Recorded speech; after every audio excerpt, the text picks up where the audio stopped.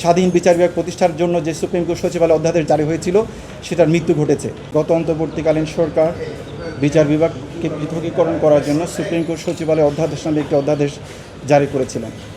সেই অধ্যাদেশ জারি হওয়ার পরে সেই অধ্যাদেশের আলোকে সুপ্রিম কোর্ট সচিবালয় আমাদের এই প্রেমিসের মধ্যে প্রতিষ্ঠিত হয়েছিল এবং সেখানে আইন মন্ত্রণালয়ের মাধ্যমে সুপ্রিম কোর্ট সচিবালয় পরিচালনা করার জন্য কতিপয় কর্মকর্তাকে নিয়োজিত করেছিলেন, বিচার বিভাগের কর্মকর্তাকে।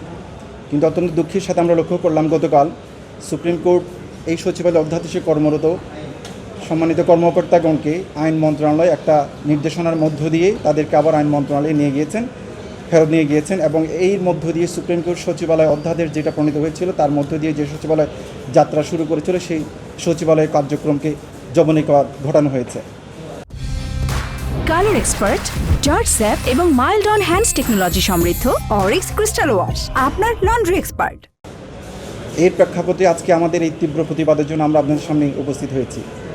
তার আগে একটা বিষয় আপনাদেরকে বলে রাখি, আমাদের বাংলাদেশের জনমানুষের আকাঙ্ক্ষা স্বাধীন বিচার বিভাগ প্রতিষ্ঠা, আমাদের আইনজীবীগণের আকাঙ্ক্ষা স্বাধীন বিচার বিভাগ প্রতিষ্ঠা, বিচার বিভাগে কর্মরত মাননীয় বিচারপতিগণ এবং অধস্থন আদালতের বিচারকগণের আকাঙ্ক্ষা ছিল একটি স্বাধীন কার্যকর বিচার বিভাগ প্রতিষ্ঠা করার মধ্য দিয়ে বাংলাদেশের গণতান্ত্রিক যে যাত্রাপথ সেটার দিকে আমরা অগ্রসর হবো ধাপে ধাপে।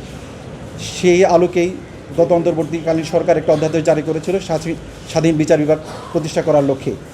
সেই অধ্যাদেশটাকে আইনে রূপান্তর না ঘটিয়ে বর্তমান সরকার সে আইনটাকে বাতিল করে আরেকটি আইন প্রণয়ন করেছে এবং সে আইনের ফলশ্রুতিতে স্বাধীন বিচার বিভাগ প্রতিষ্ঠার জন্য যে সুপ্রিম কোর্ট সচিবালয় অধ্যাদেশ জারি হয়েছিল সেটার মৃত্যু ঘটেছে।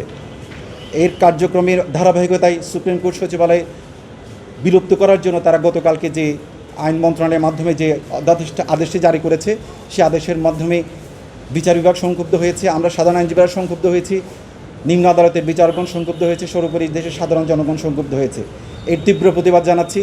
আমরা দাবি জানাচ্ছি ন্যাশনাল লয়ার্স অ্যালায়েন্সের পক্ষ থেকে অবিলম্বে স্বাধীন বিচার বিভাগ প্রতিষ্ঠা করার জন্য একটি কার্যকর আইন প্রণয়ন করতে হবে এবং সেই কার্যকর আইনের মধ্য দিয়ে বিচার বিভাগকে জবাবদিহিতার জায়গায় নিয়ে এসে একটি স্বাধীন স্বচ্ছ বিচার বিভাগ প্রতিষ্ঠার মধ্য দিয়ে বাংলাদেশের জনমানুষের জন আকাঙ্ক্ষার যে প্রতিফলন আমরা করার জন্য এই সংগ্রাম করছি, সেই প্রতিফলন যেন এই সরকার রক্ষা করেন।